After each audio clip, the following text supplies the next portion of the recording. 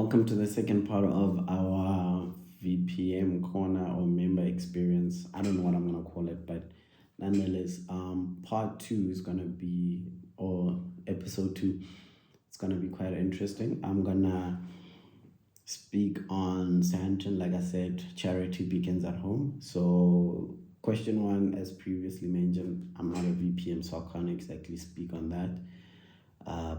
But yeah, what strategies have been most effective in attracting new members? Now at Sandton, Meetup. I think the platform is called Meetup, but that platform has done wonders. We get like 10 visitors in the room, some days more than 10.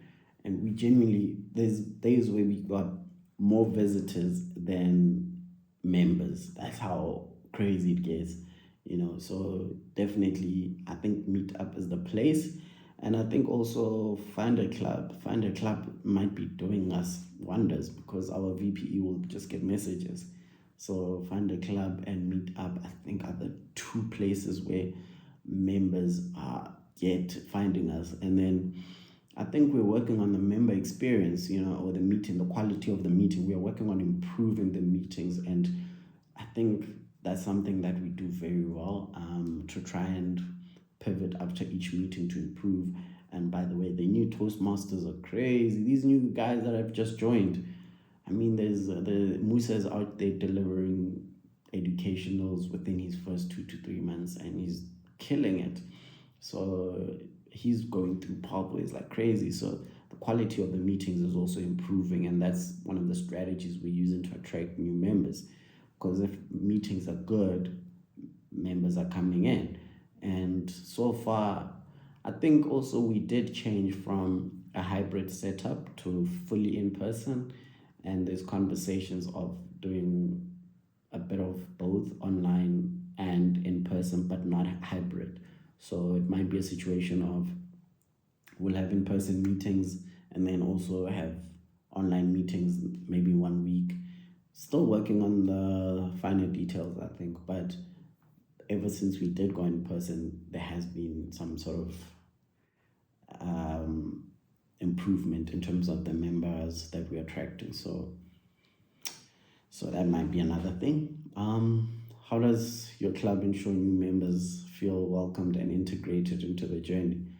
So we actually, like I said in the Rivonia one, we actually get our members to take up roles. Like that's the one thing, they take up roles.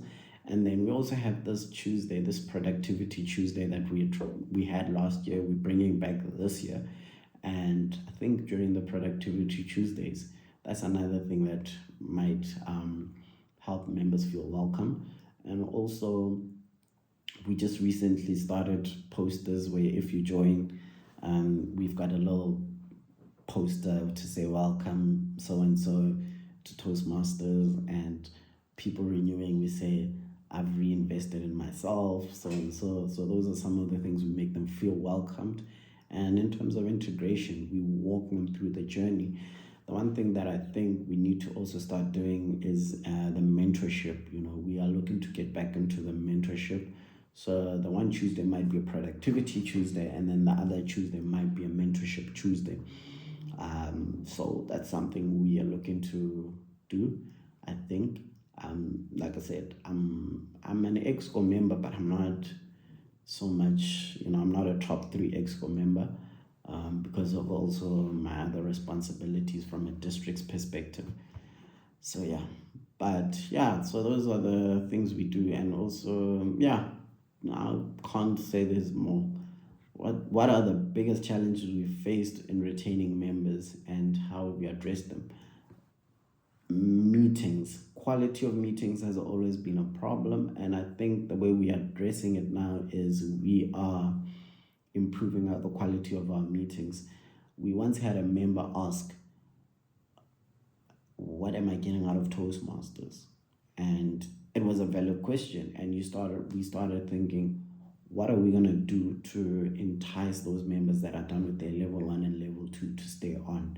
How do you challenge them to move up that, to move up to do a level 3, level 4, level 5? Some people might have just joined purely because they want to improve their speaking. And by the time you've done a level 1 and 2, you feel confident. So, level 3, level 4, those require you to be invested in the project. How do you get members to be enticed? And yeah, so I think it's the quality of meetings and also changing up the program. We playing around with a lot of things within the program. We're switching it up. We're making it look nice. So I remember Coffee the one time did it was a Q&A, but it wasn't a Q&A per se, but it was a panel discussion, and the panel discussion was, the whole meeting itself was a panel discussion, and it was around property investment, and so many people had so much value from that whole panel discussion. I was part of the panel discussion, by the way. So people had so much and they learned so much from that panel discussion, and we started attracting more and more people. And honestly, that was another way of us zhuzhing up the program. Recently, we had Musa, who delivered an entire educational on how to find your customers. And he spoke, and it was amazing. We had a whole room full of visitors, and people were networking. So that's another aspect that was integrated into that meeting. So people are continuously feeling re-energized. It's not a matter of I'm going to speak. No, if the program switches up, you feel like you're learning new things. I know there's the one club that does well in terms of having interest in programs is Transformers. So when I get the Transformers VPM on here, they will tell us more about how they keep it interesting. And then, yeah, so which tools, events, or initiatives have helped increase member value in your club?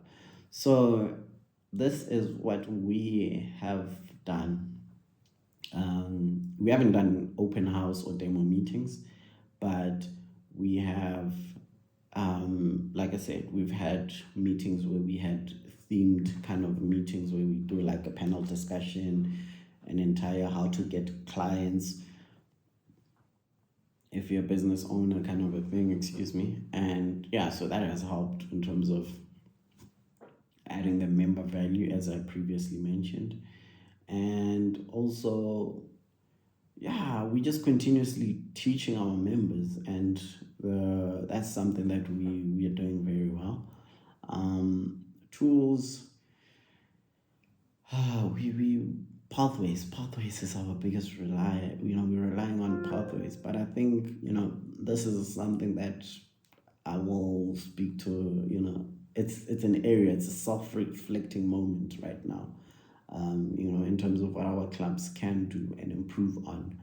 And yeah, so the meetings is a good start, adding that value to our members. We've gotten feedback from members that have literally texted us and said, I want to improve 1, 2, 3. I thought this is what I would get. That kind of feedback is something that helps us increase their value, because at the end of the day, it's the members club, and we have to try and make the experience as fun as possible. And we also grow. So yeah, it's basically that. How does your club gather feedback from members, and how do you act on it? We at some point did moments of truth, especially with some of our members back then. I think when Tim and I did it, I think we also ran and applied it. Yeah, I don't know, man. I think that's it. I'm thinking we are likely to get a QR. Morningside does this very well. They've got little QRs on the desk, and then people scan them, and then they fill in their registration.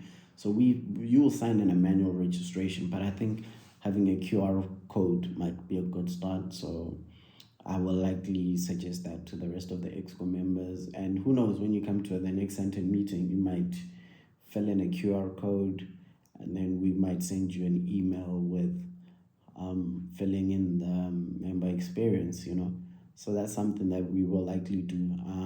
The moment of truth, I think that's something we